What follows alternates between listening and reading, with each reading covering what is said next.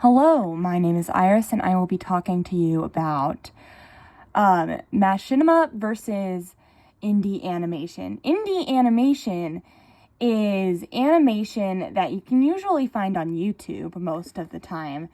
It doesn't belong to a big studio. Indie creations, when it comes to storytelling, usually are people who either cannot find the budget for making a real show and do it on their own, or want full creative control. That is one of the main motives of the number one indie animation studio on YouTube, Glitch Studios, which we will be talking about eventually. Machinima is where someone uses a video game platform in order to tell their story. A pretty popular one is Minecraft, so I will be talking a lot more about Minecraft stuff when it comes to Machinima. And there's different forms of Machinima, so I'll be talking about the different kinds. And then I'm going to talk about views on Machinima versus indie animation and why they aren't so different, okay? So just so you know, so I'm not wasting your time and you're not watching this whole entire thing to realize, oh, Iris is talking about something stupid again. Lol. So first off, we are going to talk about the top two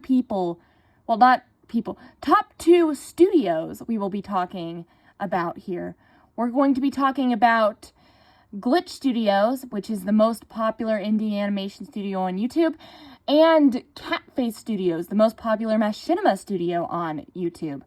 And we are going to be talking about other things too. There's going to be some miscellaneous.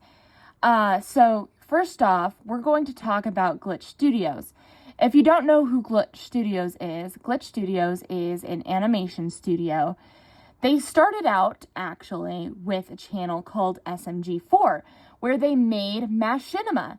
It wasn't Minecraft Machinima, like most Machinimas we have here today, but it was Super Mario 64 Machinima. And I think SMG4 is still running, actually. I think so.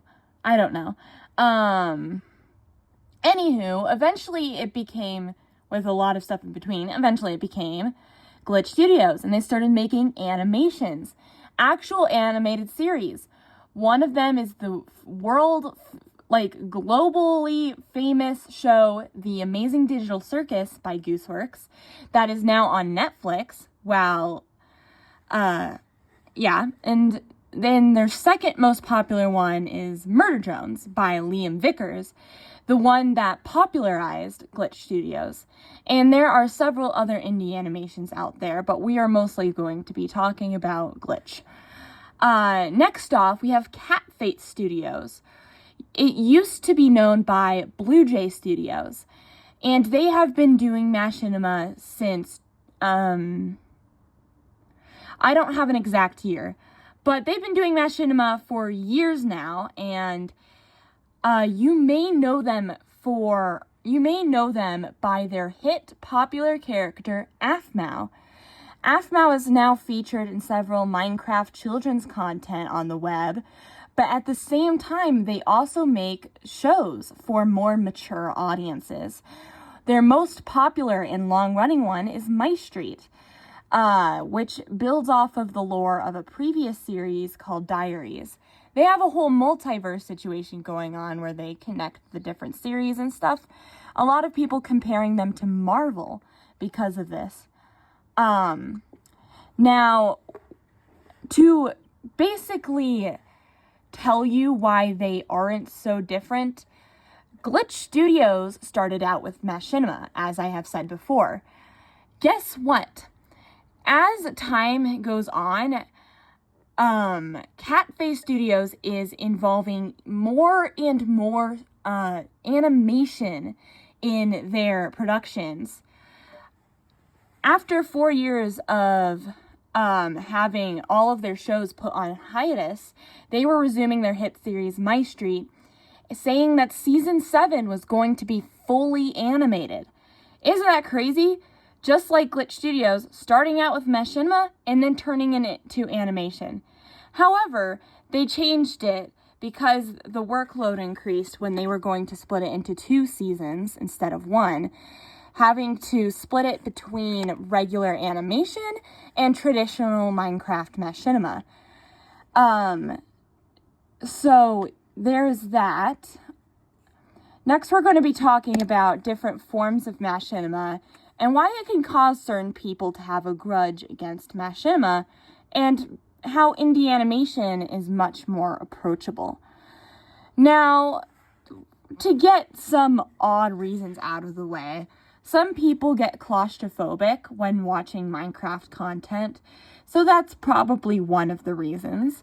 And another reason probably is Minecraft is a video game, and so you have plenty of people playing it, and not only that, it's like one of the video games, one of the most popular video games out there, with a range of content creators and YouTubers using Minecraft to make content of varying degrees of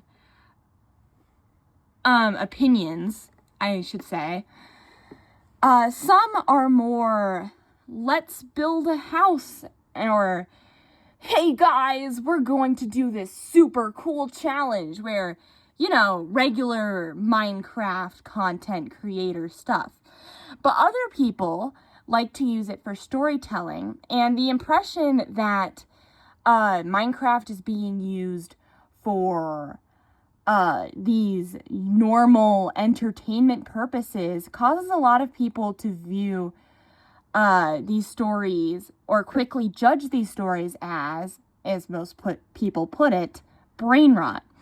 And so, especially when it comes to Catface Studios, after they started making children's content, they started getting a different reputation for their children's content. A lot of people quickly judging it as brain rot.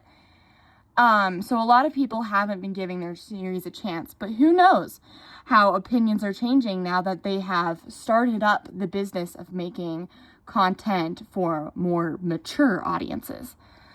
Now there's of course other creators out there than AFMAO who make Machinima, and other creators than Glitch.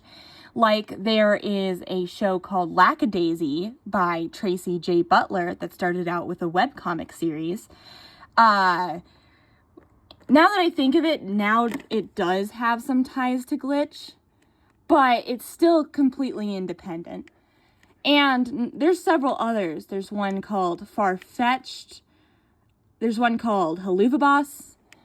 And there's other Machinimas out there, like White Pine from Ivory TV, and Cusp from Parrot and Planet. I forgot what their full names were. Then there's other forms of Machinima. There's a lot of SMP content out there nowadays, where people will record first-person POV of them playing Minecraft with others. But this time, they are role-playing a scenario out. They'd summarize what they do, edit it, and release it as an episode on YouTube.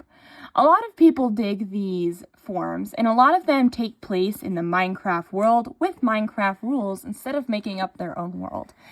But that is the way a lot of stories work. A popular SMP that started this SMP trend was called Dream SMP, by a YouTuber named Dream, featuring several other popular content creators such as Tommy Innit and Technoblade. And I guess I should say that the SMP content version of Machinima is completely different and